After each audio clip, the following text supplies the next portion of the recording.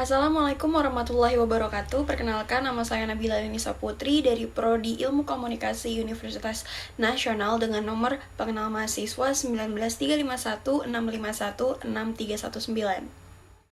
Video ini dibuat untuk menjawab pertanyaan yang telah disediakan pada forum perkuliahan komunikasi antar pribadi dan budaya terkait komunikasi verbal dan juga komunikasi nonverbal. Yang pertama, saya akan membahas terkait komunikasi verbal. Jadi, komunikasi verbal itu merupakan sebuah bentuk komunikasi yang dapat dilakukan dengan menggunakan sebuah kata-kata, baik dilakukan secara lisan ataupun non-lisan.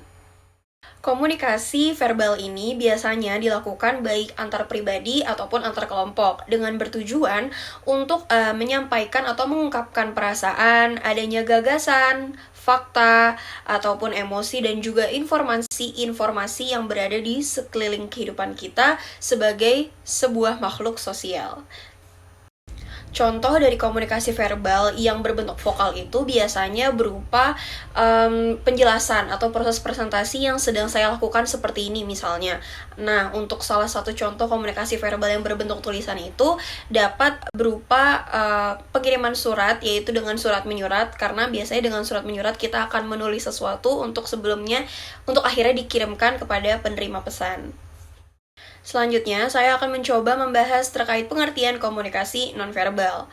Komunikasi nonverbal merupakan sebuah bentuk komunikasi yang dilakukan secara dalam diam atau menggunakan kode-kode komunikasi tertentu yang tidak berbentuk kata-kata.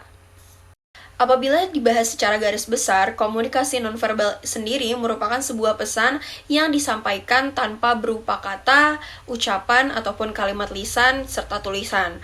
Melainkan, komunikasi nonverbal ini merupakan sebuah bentuk isyarat dan lambang yang dikirimkan oleh seseorang komunikator kepada lawan bicaranya. Dan isyarat tersebut dapat berupa isyarat vokal maupun isyarat yang non-vokal. Berikut merupakan beberapa contoh dari komunikasi nonverbal yang akan saya coba sampaikan. Di antaranya yaitu yang pertama berupa kode berbentuk sentuhan, di mana agar penerima pesan dapat menerima dan membedakan berbagai bentuk emosi melalui sentuhan-sentuhan tersebut. Lalu, terdapat juga penggunaan komunikasi objek, misalnya seperti salah satu sekolah yang menggunakan batik ciri khas tertentu di setiap minggunya. Nah, seragam batik tersebutlah yang menandakan bahwa sekolah tersebut memiliki ciri khas bahwa mereka menggunakan batik yang berbeda dengan sekolah-sekolah yang lainnya. Seperti itu.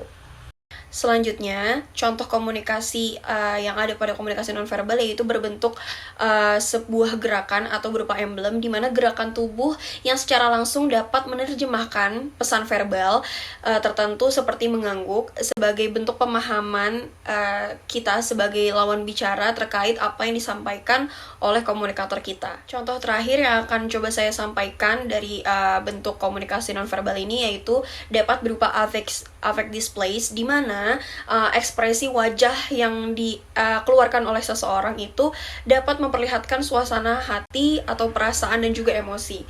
Jadi lawan bicara kita dapat mencerna dan memahami apa maksud yang hendak kita komunikasikan, seperti itu. Itulah kiranya beberapa jawaban dan juga penjelasan yang dapat saya sampaikan. Kurang lebihnya mohon dimaafkan. Wassalamualaikum warahmatullahi wabarakatuh. Sampai bertemu di video berikutnya.